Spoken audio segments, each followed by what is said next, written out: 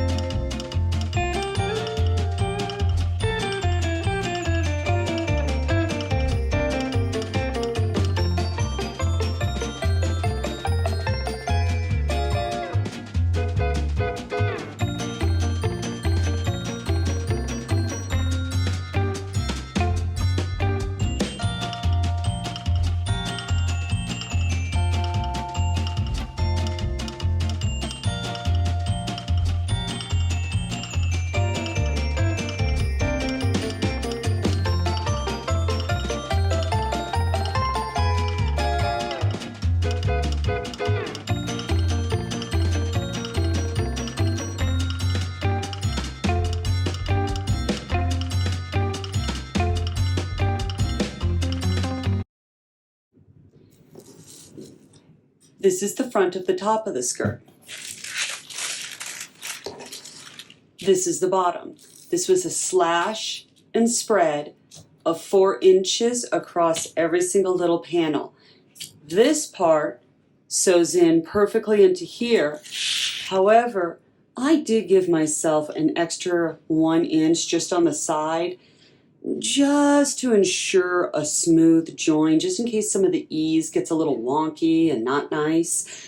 I gave myself a little extra. It's always easy to cut off material, but it's really hard to glue it on.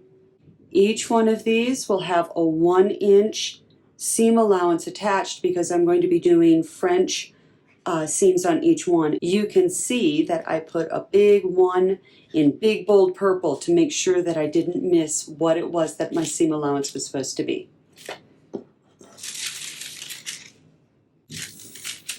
This is the pretty little jabbet. This part sews up into the shoulder seam, and then all of this flounces down. I'm going to give myself 1 inch on every single side to be able to do a full half-inch turn and another half-inch turn and a seam down. That will provide for very clean edges. This is the back. 1 inch, 1 inch, 1 inch on the fold. And then over here, I'm just going to do a 1/2 inch seam allowance simply because I know how I sew things, and I am also aware of the trim up here. I feel comfortable with this. This is the sleeve. It has a little point at the end. I really like that. This has been true to the size of the armholes. This will be the back. This will be the front. I'm going to give myself 1 inch on all of this. I still don't feel entirely confident when drafting a sleeve. I think this will be my next thing that I deep dive into and figure out. The back of the skirt and the front of the skirt are very similar in that there was a slash and a spread. This is actually not difficult to do. You just have to have a little bit of faith in yourself, and then remember to measure this top part and give yourself some extra if you need to be able to make everything fit correctly. I consider this to be the interesting part of the dress. All right, this is the front of the bodice. This is a French seam. Let's pull this over. That line is the front center of the dress. This part extends out 1 inch over, and this do not match up at all. From the center,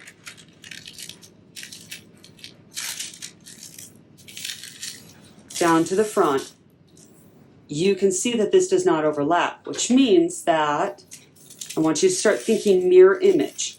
This is one side,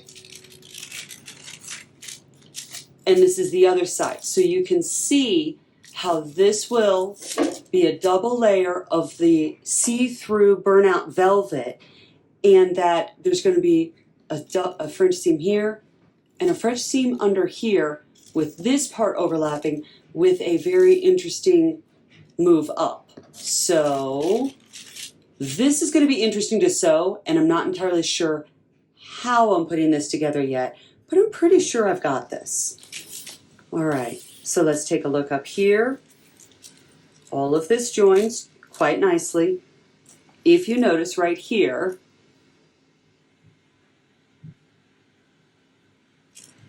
that's the trim, and it's going to come right back up because, remember, mirror image.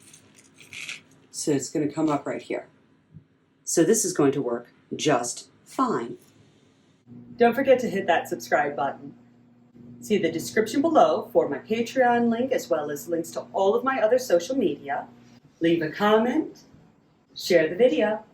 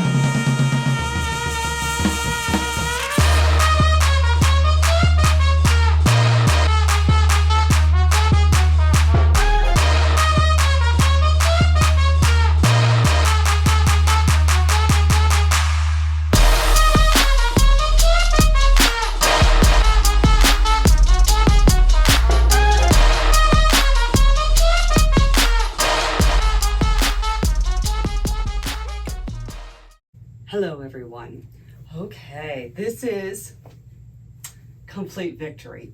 I very much wanted to have a head-to-toe outfit that was sewn by me, that was custom and sincerely extra, and I am on point for all things extra right now. I have a double cape, silk lined with gold pinstripes.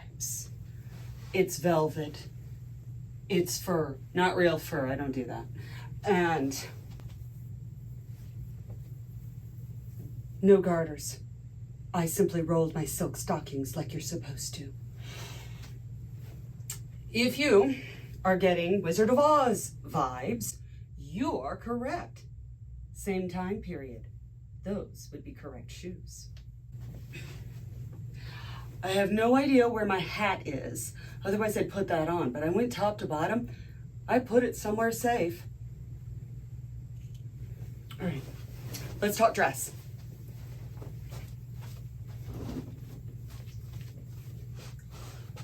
Fun, it's fun. So the material was not a bear. And this is my little black dress from 1928, I believe. Got little points. Here's the cute little jabbet. You can see the interesting overlap here that I was talking about in the pattern.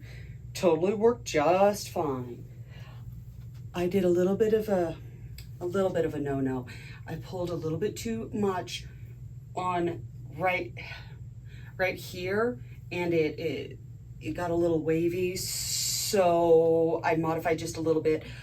Be very careful when pulling your material flat, because if you pull it flat and you stretch it and you sew it, it's gonna wanna do a wave, and that's not what we're going for the most part. So, all right, that was episode 1 for my little black dress through the decades. This would be the 20s, or at least one part of the 20s. 1 year and 1 season of the 20s. Anyway, see you next week for a little black dress from 1937.